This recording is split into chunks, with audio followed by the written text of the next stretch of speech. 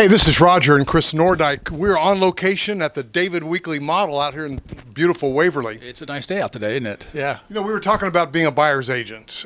You and I have some like-mindedness relative to taking good care of a client. Right. What do you think are the characteristics of a good buyer's agent? Yeah, well, the word that comes to my mind is advocate, because an advocate is someone that doesn't just represent their interests, but it's someone who generally cares about what it is that they're doing. They're making one of the biggest financial decisions, number one, but they're also making a decision for their family. Where do I want to raise my kids? Where do I want to be? Mm-hmm. And those are two huge deals, and I take that very seriously.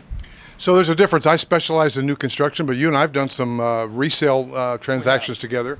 There's a difference between those two type of transactions. There is. So So the biggest thing is really what the responsibilities come with a buyer agent, and both are entailed, whether you're buying new construction or resale. There are a lot of things that we need to keep in mind when we're doing that. And one is the technical side, the contract side of things. The other side is making sure that we are listening to our client, finding the house that they want, the location that they want, and then really beginning to dig through the market to help them find that. Yeah.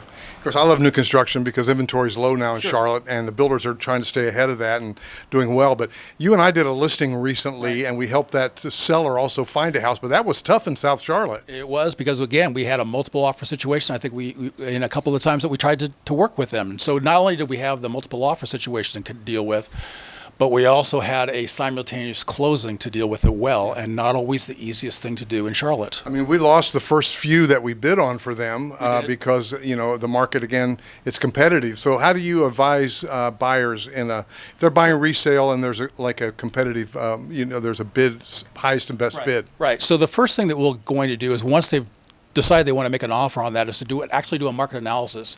So exactly what the seller would receive from the listing agent before they put the house on the market, we would actually do a comparative market analysis. We'd look and give them a range as far as where we see that pricing going.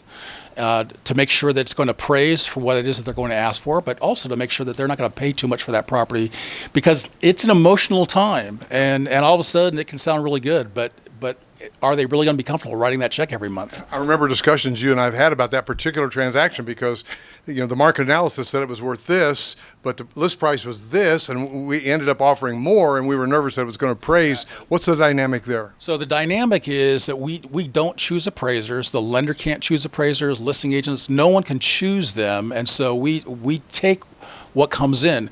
And so lenders are only going to loan whatever their loan to value ratio is. They're not going to loan more for a house simply because someone's willing to pay more for it.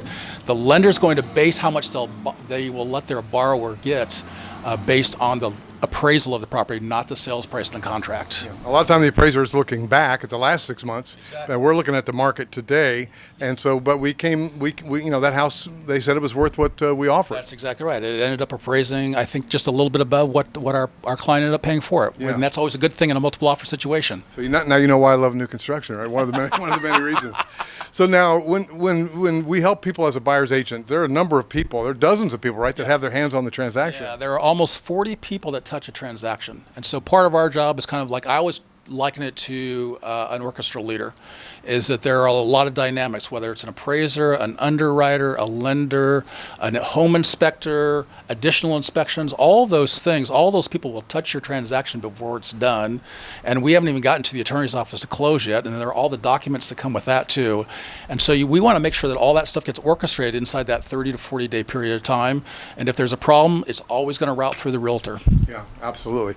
All right, well, if they wanted to call you, somebody wanted to ask about you and I listing a home together, or ask you about being a buyer's agent, what's a good way to get a hold of you? So the best number to get a hold of me is area code 704-453-3637. Again, it's Chris, 704-453-3637.